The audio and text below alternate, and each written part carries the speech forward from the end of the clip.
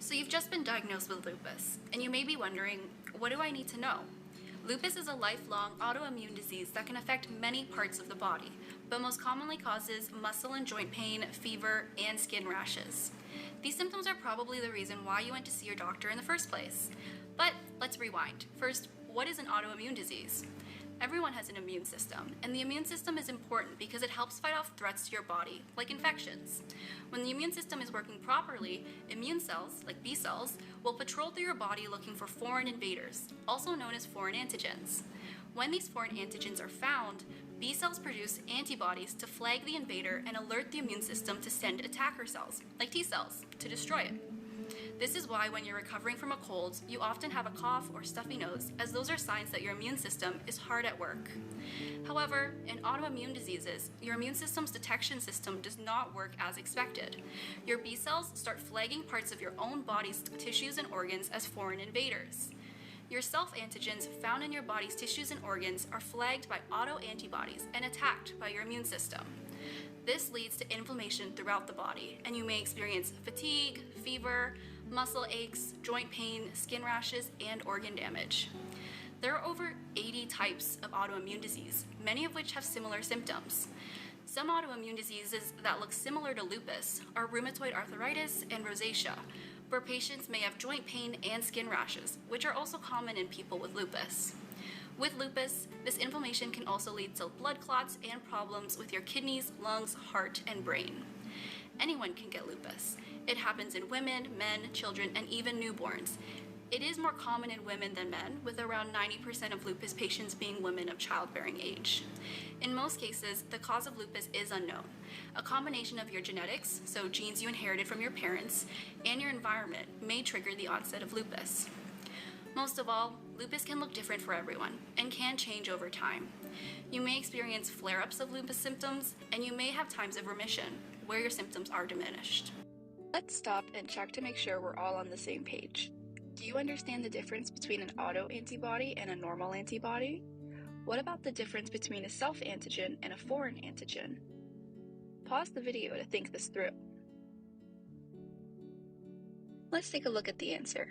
The difference between an autoantibody and a normal antibody is what they flag for the immune system to attack.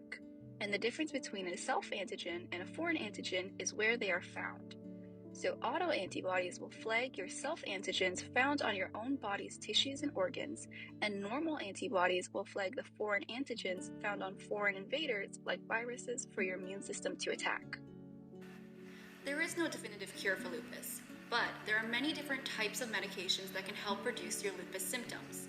Your doctor may recommend any combination of medications to manage your symptoms and offset potential side effects. We're going to take a closer look at 5 of them.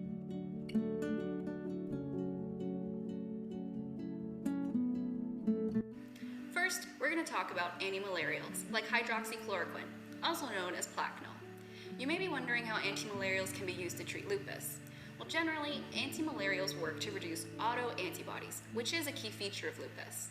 By reducing this, it reduces pain, inflammation, flare-ups, and skin rashes. However, there are some side effects to consider. The most prominent side effects are eye problems, causing retinal damage. Other problems can include stomach pains and digestive issues, like nausea and vomiting. Next, we're going to talk about steroids. Steroids can decrease the activity of overactive immune cells, like B and T cells. This reduces inflammation and the severity of symptoms. You may have heard of steroids in the context of athletes trying to improve their performance. These steroids are referred to as anabolic steroids, and they are different from the steroids used to treat lupus, which are corticosteroids and glucocorticoids. The most common steroid used to treat lupus is prednisone. Now, there are a few ways that steroids can be taken. It can be taken through pills, through injections, or through a skin cream or gel used for the skin rashes. Unfortunately, steroids come with a variety of different side effects, which include swelling, weight gain, and sleeping problems. Long-term use of steroids can also lead to an increased risk of more severe health problems like infections, osteoporosis, meaning weak or brittle bones, and diabetes. Next on the list are NSAIDs, otherwise known as non-steroidal anti-inflammatories. These are the most common type of medication used to treat lupus. You may have already used NSAIDs in your day-to-day life with ibuprofen and naproxen. Similar to steroids, these medications reduce inflammation and pain by reducing the chemicals in the body that cause the inflammation. NSAIDs are used for many other conditions. Beyond the over-the-counter NSAIDs like ibuprofen, there are also prescribed NSAIDs like celecoxib and indomethacin. Acetaminophen, also known as Tylenol, is not an NSAID. While it can help ease pain and lower fevers, it does not treat inflammation or lupus symptoms. Although NSAIDs are commonly used, there are some side effects. Stomach pain and ulcers are particularly common with this medication. To avoid or mediate these side effects, there are some steps that you can take. First, you can take NSAIDs with food to help prevent stomach pains. Second, you can take the medication prescribed by your doctor to help with digestion issues like proton pump inhibitors and over-the-counter antacids like Tums, which will help with the protection against ulcers. Next, we're going to talk about immunosuppressants.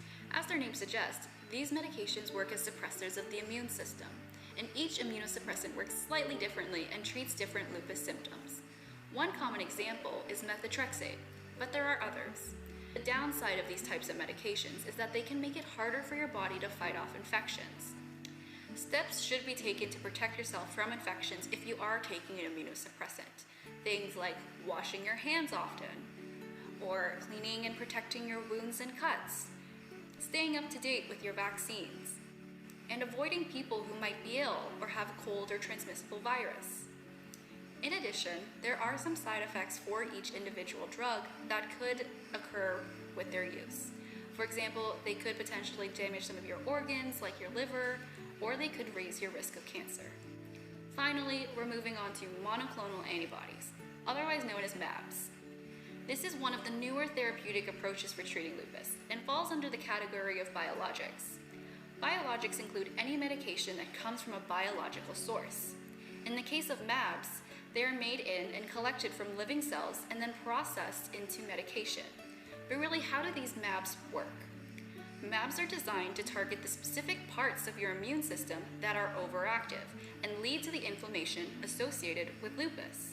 So, they reduce your lupus symptoms by reducing this inflammation. There are two types of mAbs that have been approved for lupus treatment. One of them is called belimumab, also known as Benlysta, and another is called anifrolumab, also known as Cefnello. These two mAbs can be administered using either an infusion or an injection.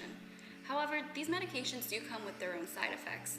This can include nausea and diarrhea, fever, trouble sleeping, arm and leg pain, migraine, headaches, and increased risk of infections, including shingles.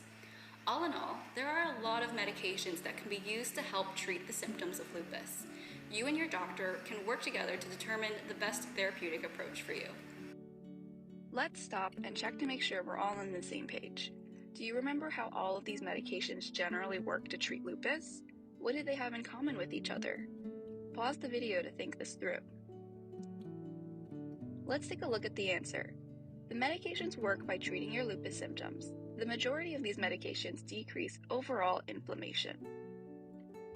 Now we're going to talk about an exciting new research study that was completed in 2022 that is looking to cure lupus rather than treating just its symptoms. Unlike the medications we just discussed, this study uses CAR T-cell therapy to reboot the immune system. Researchers from a German university have successfully driven 5 seriously ill lupus patients into remission using this approach. CAR T-cell therapy is highly customizable and uses patient T-cells that have been engineered to target and destroy a specific group of cells. The goal behind this therapy is to reboot the patient's faulty immune system and replace it with one that doesn't produce the harmful autoantibodies.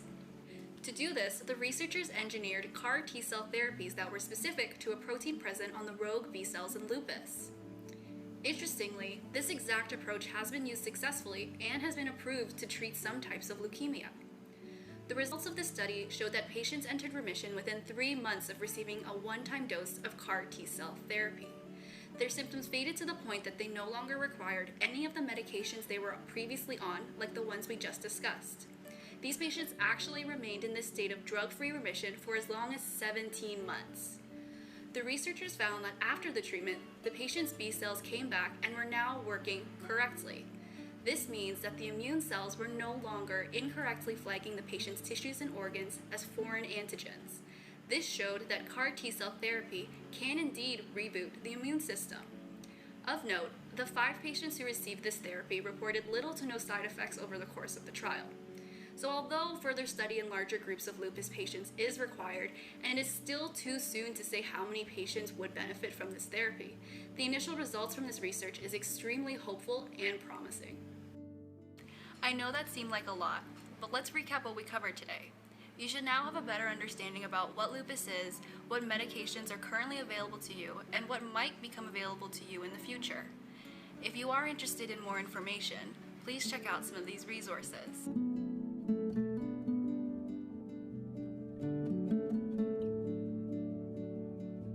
We hope we were able to answer some of your questions about lupus today. Thank you so much for watching.